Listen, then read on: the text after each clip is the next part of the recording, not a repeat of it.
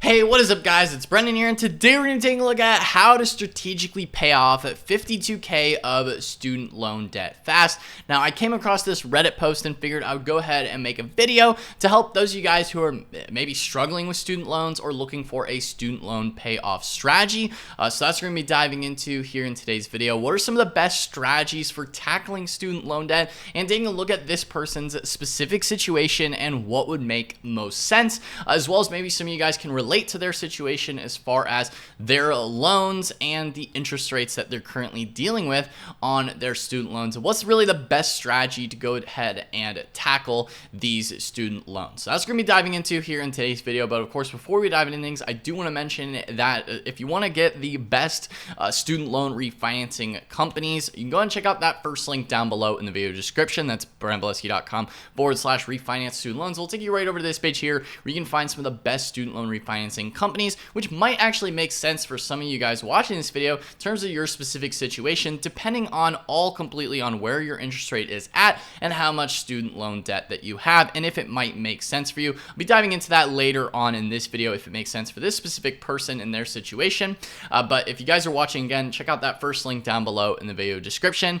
SoFi, companies like SoFi, Laurel Road might actually make sense for some of you guys watching this video, so I figured I would go ahead and mention them. Again, that's available at that first link down below in the video description. Without ado, let's go ahead and dive into things. So first, reading their specific situation. I just finished grad school and I'm working full time now, so I need to start tackling my 52K. Includes grad school debt and some of undergrad, and their monthly payment is $263.67, but I am able to allocate anywhere from $1,000 to $1,500 a month towards my loans. My interest rates are all over the place, so I'm wondering what is the best way to pay this down fast. And then they list out a breakdown of their loans all the way from loan 1 to 10, varying different interest rates anywhere from 4.45% all the way up to as high as 8% in terms of the interest rates, and dollar amounts anywhere from about 1,900 all the way up to almost 15K. So varying different interest rates, varying different loan types. I'm sure this is a pretty common situation for the many of you guys watching this video. So what does the actual student loan payoff strategy look like? So if we go ahead and go through this slide deck here, essentially we want to maximize income to eliminate the debt fast in walking through this payoff strategy for this specific person. So the starting point, again, like I said, they have 52K in student loans. Their monthly payment, the minimum monthly payment is $263, and they do have an income, which again, income is the most powerful tool for paying off debt. So it's important, if you guys have student loans, make sure you get a job, try to get working full-time after grad school again, so you have an income and you have that money available to pay off loans. Now, in terms of having money available, I know that's sort of like a whole separate issue in terms of budgeting, tracking your income and expenses.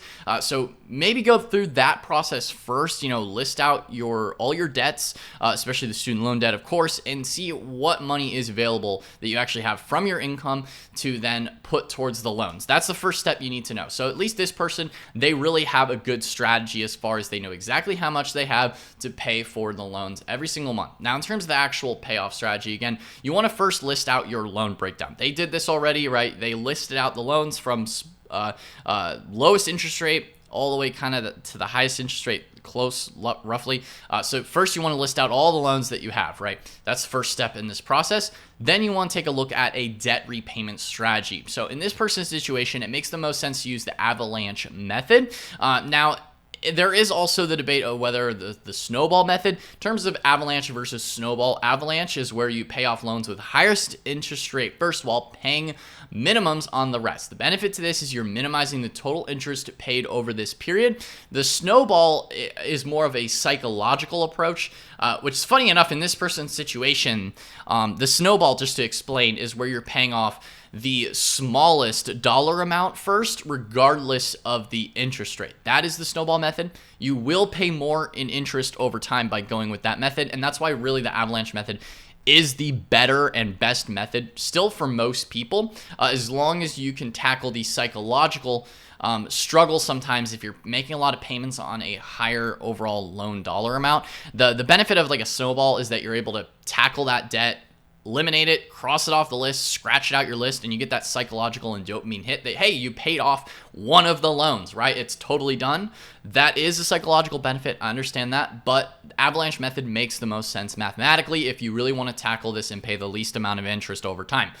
In this person's case, it's actually funny enough, the Snowball and Avalanche would actually both point you to loan number 9 to actually eliminate that one because it is the smallest dollar amount and it has the highest interest rate. So in this person's situation, it's a little bit of a special case, but it actually would be satisfying both here. But the Avalanche method, again, paying off loans at the highest interest rate first while paying minimums on the rest, that is going to minimize the total interest paid over time.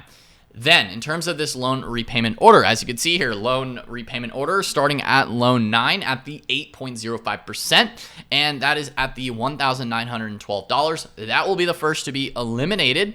Then second, you're going to work on loan 8, which is at the 7.05% interest rate, and it's at that $14,700. So that one's scary, right? If that interest rate continues to compound, it's going to create a lot of financial stress for this person in the long run. You want to try and tackle that one as well. So again, it's nice that you're able to get that quick psychological boost by chopping the first one at loan 9.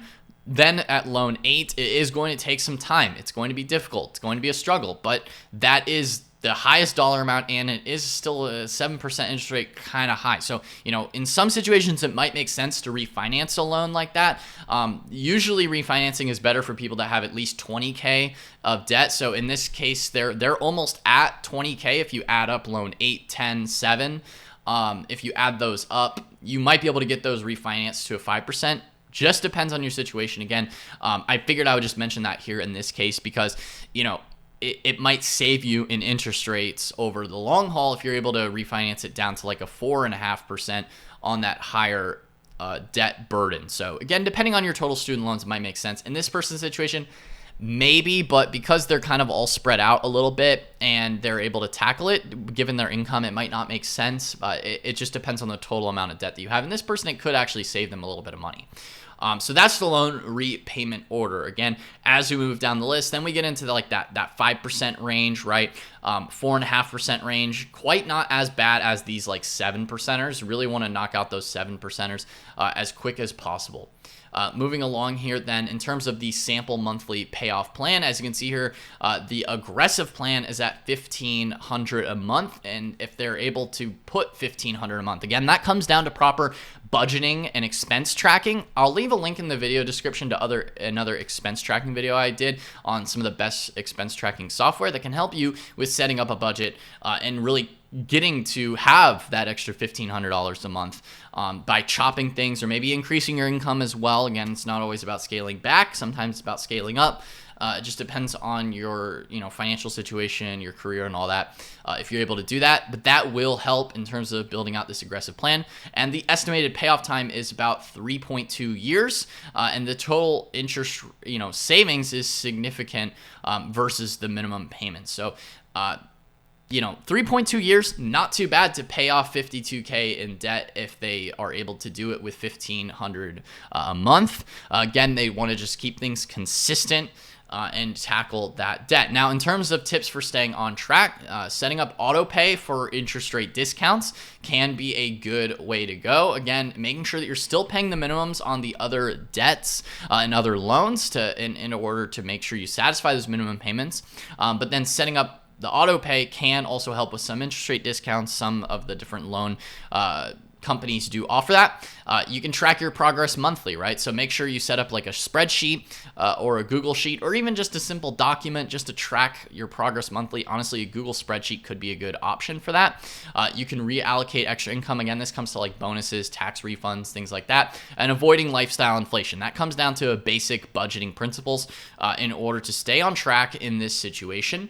Now, like I said before and did hint at it as well, they could consider refinancing. It could lower interest rates, but you only want to consider this option in this person's case. It might make sense, but for you especially, only consider refinancing if you have stable income, have a strong credit score, and will repay it fast. Again, make sure that you go through all the steps possible. Again, I have the links down in the video description for the different companies that do offer student loan refinancing if it makes sense for you. I don't care if you sign up or not. It's if it makes sense for you in your financial situation. Again, the companies can kind of help guide you through the process if it does or doesn't make sense. It's given, as long as you have a certain amount of student loan debt, then it might make sense. Otherwise, you might just be better off tackling it yourself and just not having to deal with the consolidation and refinancing aspect. Right. Final thoughts here. Staying consistent with that $1,000 to $1,500 a month. Again, use the Avalanche method for the fastest results and celebrate the little milestones along the way. Again, it's very important to try and, keep consistent and keep your head up, right? Be positive about it, that you're actually tackling the student loan debt. It's very, very important to tackle student loan debt early on, as quick as possible, just because this type of debt does not get erased by bankruptcy. And it will haunt you the rest of your life. So, fair warning there.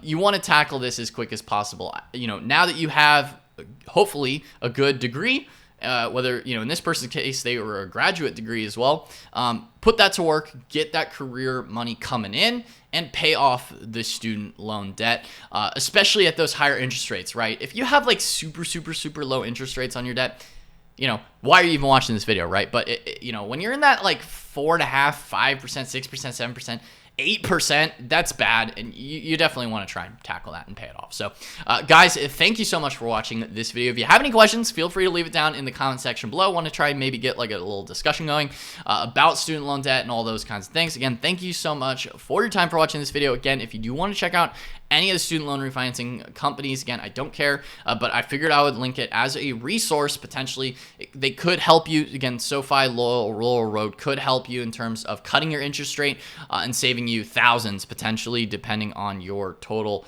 amount of student loan that you have. Again, hopefully this person, the A1, I'm guessing that's Alyssa97, hopefully they're able to tackle this and pay down the debt. I will leave a link to this Reddit post as well in the video description if you want to read some of the other comments.